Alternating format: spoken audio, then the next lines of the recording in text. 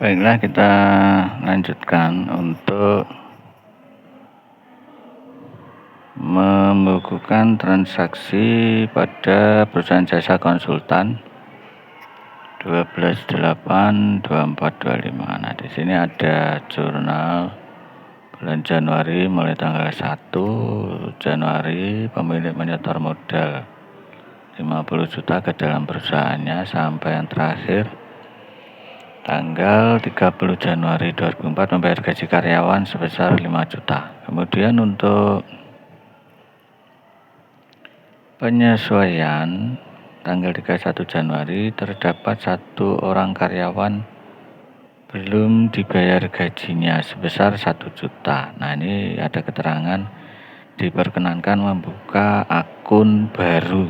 Nah, akun baru ini nanti bisa dibuat sesuai dengan transaksi yang terjadi apabila di dalam perusahaan belum menyediakan akun tersebut.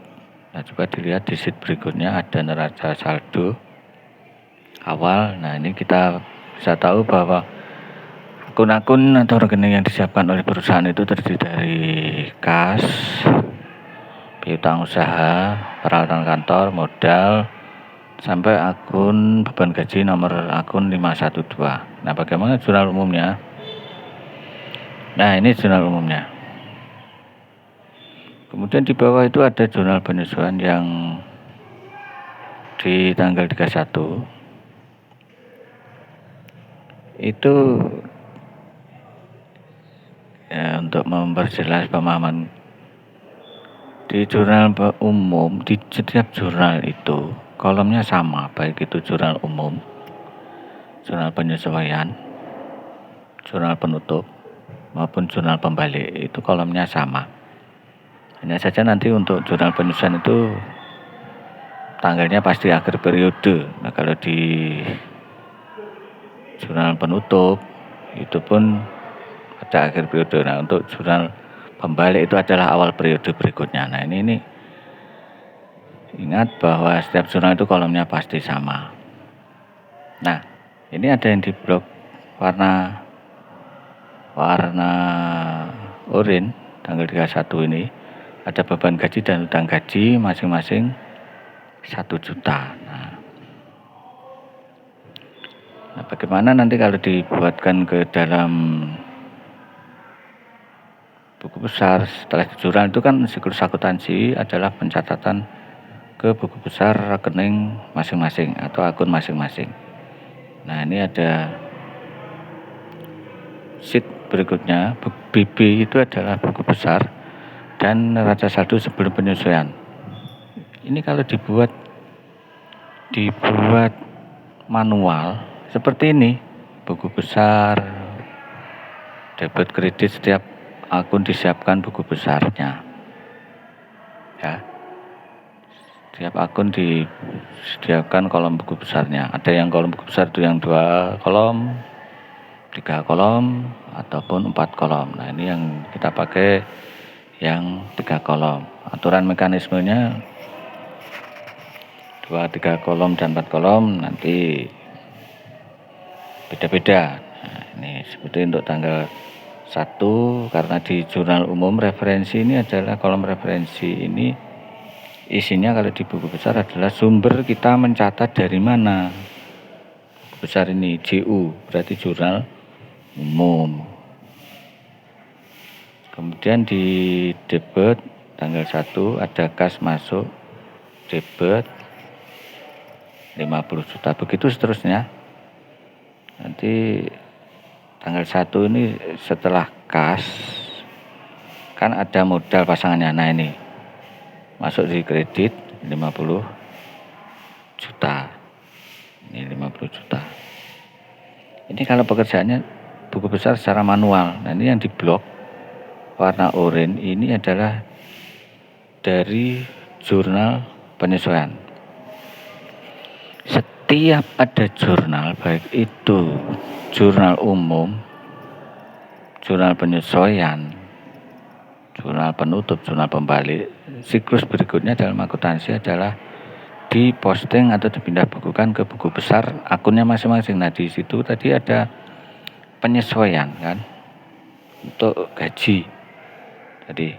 Nah ini ada gaji karyawan 1 juta yang belum dibayarkan. Nah makanya dari situ ada akun baru yaitu hutang gaji, nomor akunnya 212 misalkan itu. Kelompok kepala, nomor akun kepala 2 itu kan hutang.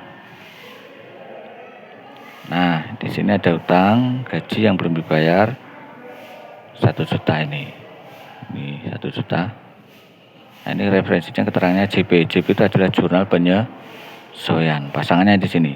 Jadi ingat setiap ada transaksi itu pasti minimal mempengaruhi 2 rekening dan ada keseimbangan, ada balancing. Nah, nanti kalau dibuat neraca saldo, nah ini neraca saldo. Ini sebelum penyesuaian, kasnya 58 ini. 58 itu dari mana? Lah ini, dari sini. Ya. Dari kas, buku besar kas. Itu contoh, kalau kasnya 58. Begitu seterusnya nanti sampai beban gaji. Nah, ini diambil yang sebelum penyesuaian ya. 5 juta ini. Nah, ini nih. 5 juta. Nah, karena di sini tadi keterangan adalah neraca saldo sebelum penyesuaian, berarti untuk beban gajinya 5 juta. Nah, kemudian setelah itu dirumus. Ini kalau yang manual sederhana, kalau di Excel sederhana ya hanya rumus yang dipakai hanya sum. Penjumlahan. Di sini ini hanya penjumlahan. Nah, bagaimana nanti kalau menggunakan yang Excel atau spreadsheet yang lebih mempercepat biar efektif, efisien waktu. Nah, ini di neraca saldo awal tadi di copy ya. Copy. Nama akun di neraca saldo awal debit kredit copy dibuat sini, tapi atas jangan lupa perusahaannya diberi nama jasa konsultan 12.8 buku besar neraca saldo, kemudian sampai nanti jumlahnya di copy sampai bawah kolom jumlah ini ya, kemudian tambahin lagi di sebelah kanannya untuk buku besar debit dan kredit jangan lupa. Untuk pengisian buku besar debit ini silakan disimak, dilihat untuk rumus menggunakan Excel. Itu ada nanti file ada di deskripsi, ada di komentar, kolom komentar. Silakan dipahami. Jumlah jika jurnal umum, kalau di jurnal umum ini nanti di blok yang mulai dari kas sampai ini paling bawah ya, kemudian digabung dengan kalau rumusnya ya pakai titik koma atau koma itu ya, atau koma. Kemudian nanti tambah lagi dengan pilih yang di jurnal umum ini, yang dari jurnal umum pilih yang sebelah debit. Debit ini artinya apa? Dari jurnal umum dengan ada di neraca saldo yang debit dengan debit itu digabung, artinya digabung itu ditambah. Sehingga di sini sum if jurnal umum bagian kolom yang nama akun tadi ya, Jadi string kunci ditambah dengan jurnal umum itu tadi yang sebelah debit. Begitu juga untuk yang sebelah kredit juga begitu. Nah, rumusnya ada di gabungan dari neraca saldo dengan jurnal umum yang sebelah kredit. Nah, setelah itu nanti dijumlah sum dari atas sampai bawah, debit kredit jumlahnya sama. Nah, kemudian untuk neraca saldo sebelum penyesuaian ini buat kanan, di kolom kanannya ditambah lagi untuk neraca saldo sebelum penyesuaian debit dan kredit. Nah, ini ada rumus, jadi rumus untuk kolom neraca saldo sebelum penyesuaian yang sebelah debit ini gabungan dari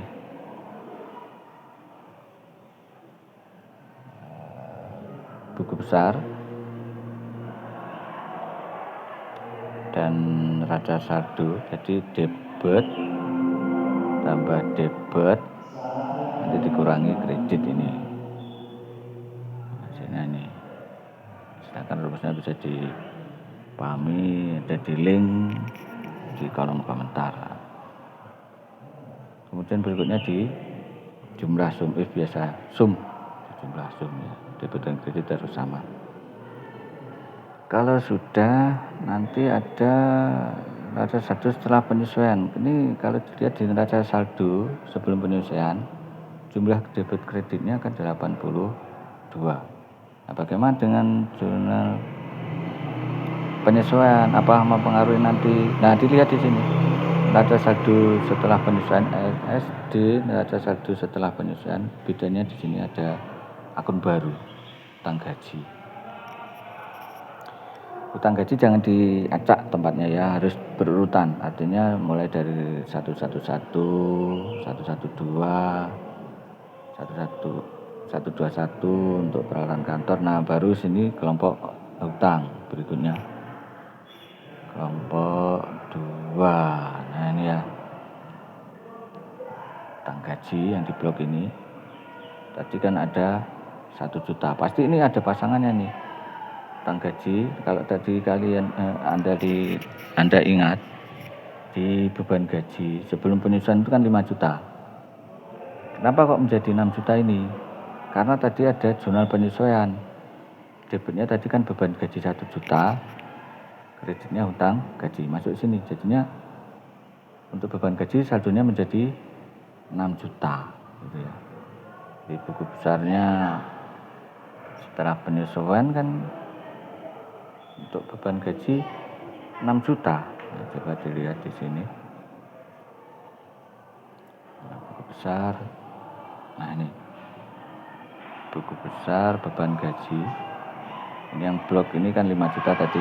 Yang sebelum disesuaikan 5 juta. Yang setelah penyesuaian 6 juta karena ada tambahan lagi 1 juta yang belum dibayar. Nah, berikutnya ini neraca saldo setelah penyesuaian dari atas sampai bawah. Ini rumusnya nanti bisa dikopi ke bawah, di drag, copy. Pada akhirnya nanti jumlah debit dan kredit harus sama, harus imbang, 83 juta. Nah, kalau sudah, nanti buat laporan keuangan, buat sheet baru. Sebelum laporan keuangan bisa dibuat sheet neraca lajur. Neraca lajur ini gunanya untuk mempermudah penyusunan laporan keuangan. Nah, mempermudah penyusunan laporan keuangan. Laporan keuangan itu apa saja yang secara umum dipakai? Itu adalah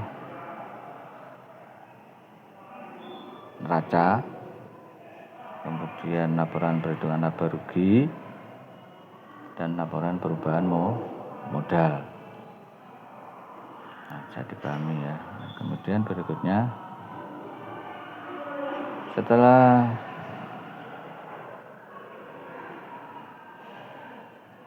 sheet jurnal umum disiapkan, nah ini untuk kolom-kolomnya perusahaan jasa konsultan.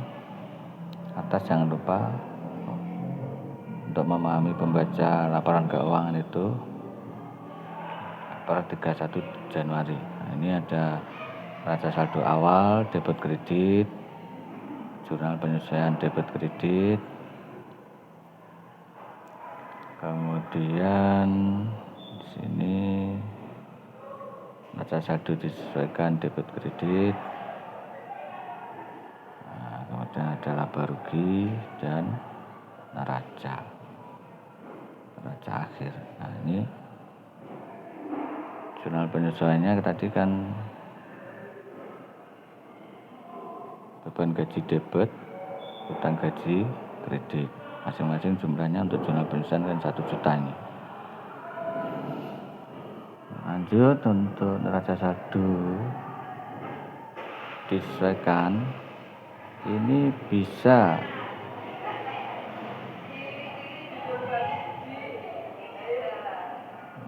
di copy dari NSD, neraca saldo disesuaikan yang ada di sini. Tadi kan 58 untuk kasnya, tinggal di copy, bisa menggunakan rumus sama dengan itu.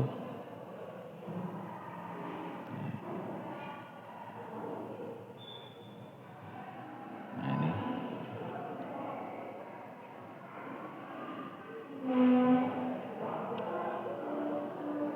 nah, blok, dan ini hasilnya debit kredit juga harus sama yang ada di neraca saldo tadi, sheet sebelumnya 83 juta.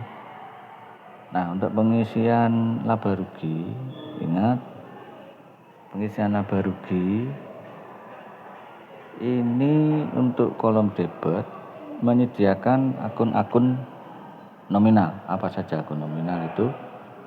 Akun nominal itu adalah pendapatan dan beban. Karena yang beban ini masuk sebelah debit, yang pendapatan masuk ke sebelah kredit.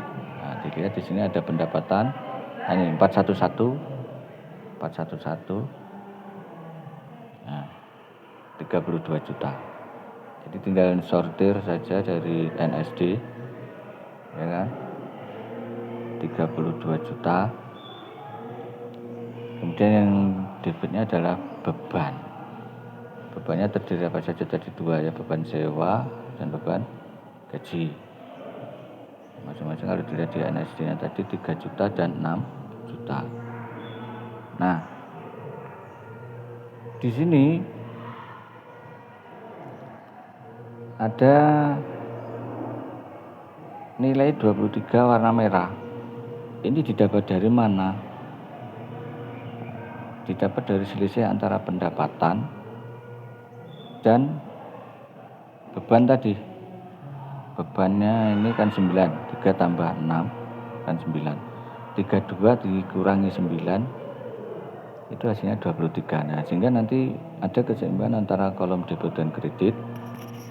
Antara kolom debit dan kredit 32 juta